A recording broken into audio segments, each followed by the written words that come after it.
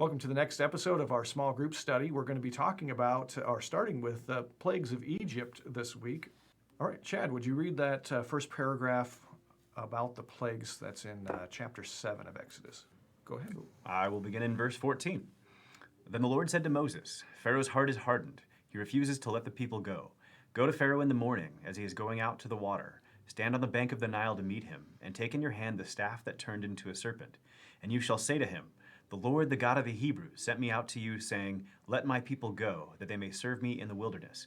But so far you have not obeyed. Thus says the Lord, By this you shall know that I am the Lord. Behold, with the staff that is in my hand, I will strike the water that is in the Nile, and it shall turn into blood. The fish in the Nile shall die, and the Nile will stink, and the Egyptians will grow weary of drinking water from the Nile. All right, so one of the things that's really interesting about everything that happens really here to the point where Israel begins the Exodus is that there's in ancient literature there's a form, a genre of literature known as apocalypse, and apocalyptic or apocalyptism, apocalyptic stories have certain things that are kind of, it's like any kind of genre. If you go to the movies and you watch a Western movie, there's certain tropes of that genre, or any kind of genre that you watch. There's certain tropes. In the same way, there's certain tropes or certain images or certain symbols to any time apocalyptic kind of things happen in literature, in ancient literature especially. And one of the things that's very fascinating about this is these are even true in modern apocalyptic movies, as an example. You can take, for example, zombie movies. So what happens during any kind of zombie movie that you guys are familiar with? Like, what are the certain types of things that you're going to see happen? People eating people. Okay. A collapse of culture or society. Yeah, there's a societal collapse, right? People will band together in small groups. Right. Lots of death, blood. Yes. Weeping and gnashing of teeth. Yes. So almost any kind of apocalyptic movie that you deal with is the movie about staying in one place and riding it out. So let's think of some movies as an example. What was that Netflix movie that where they had to cover their eyes? Do you guys remember? It came out and it was kind of Bird Box. Bird Box with Sandra Bullock. Yeah, Bird Box with Sandra Bullock. Okay. You have The Walking Dead. Right. You have I Am Legend. Mm-hmm. Okay, so what's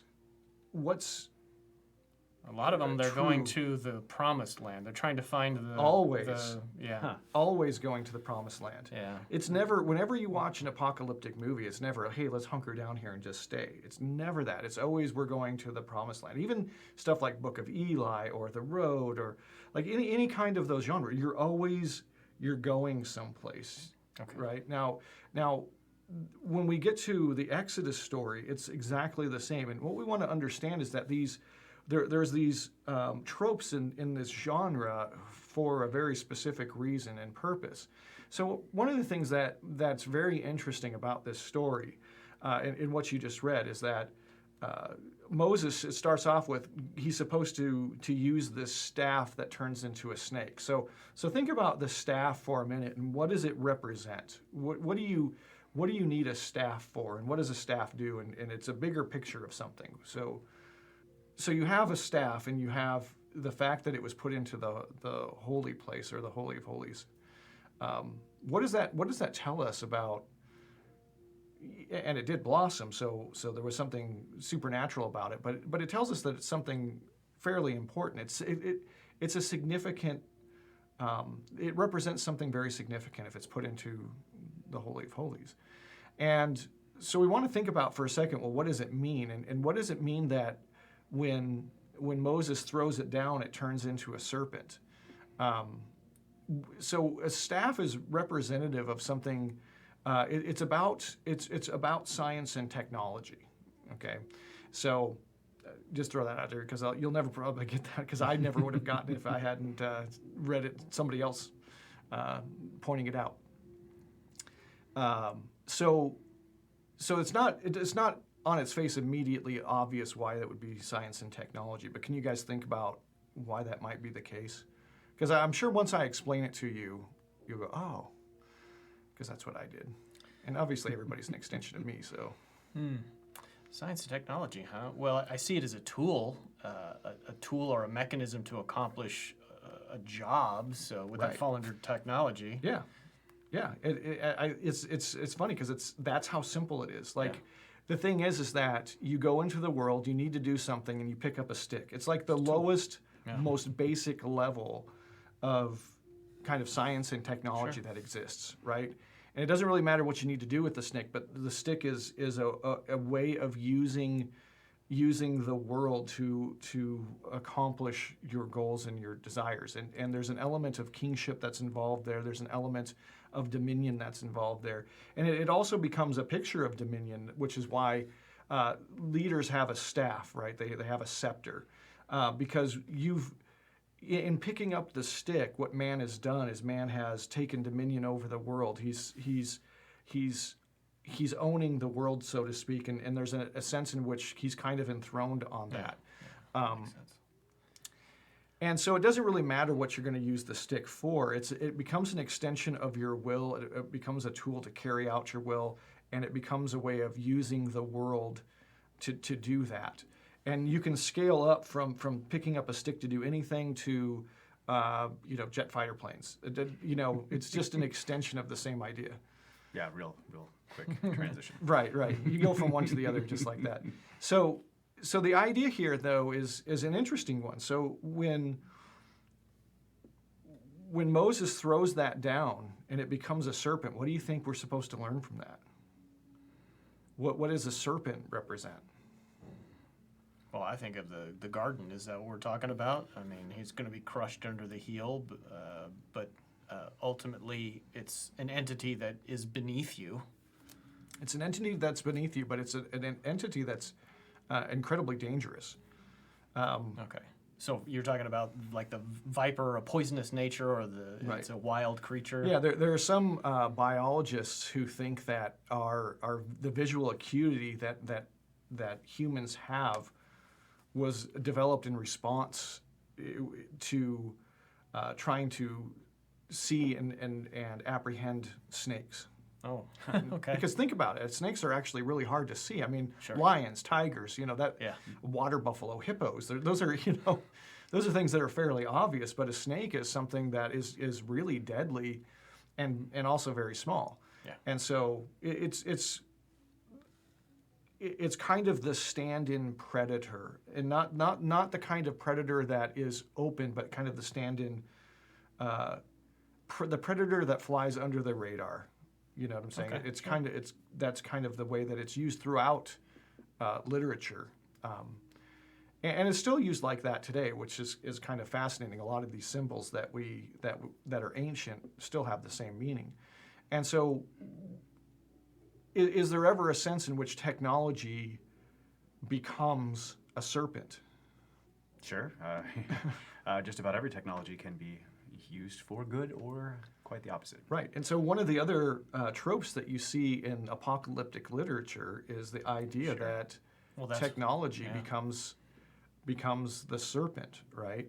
So what happens in almost all of the modern plague movies is you have scientists that are developing something, it escapes from a lab, and it goes, doesn't it? It escapes from a lab, and it either creates zombies or it creates a plague that kills everybody. You know what I'm saying?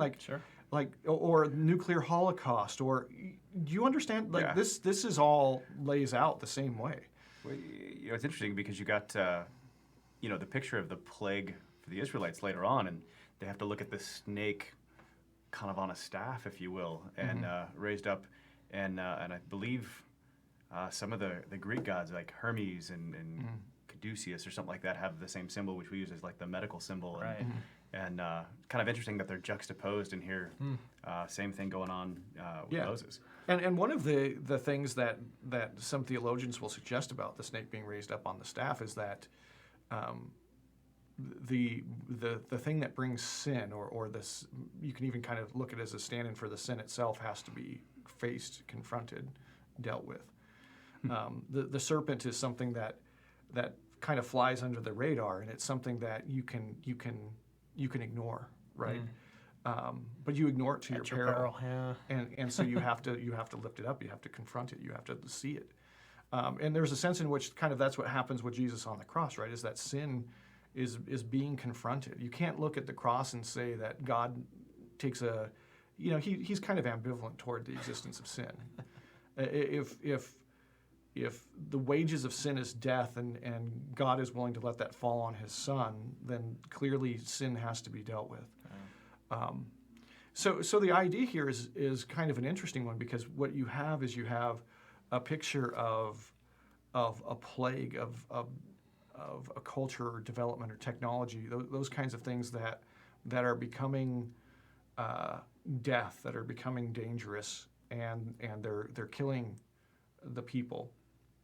Now, from the standpoint of our story here, what's the issue? The issue is that when Israel goes into Egypt, it's kind of good at the beginning, but we know that the Israelites start taking on Egyptian customs, Egyptian gods, that they start straying away from God, and they start worshiping the gods of the Egyptians.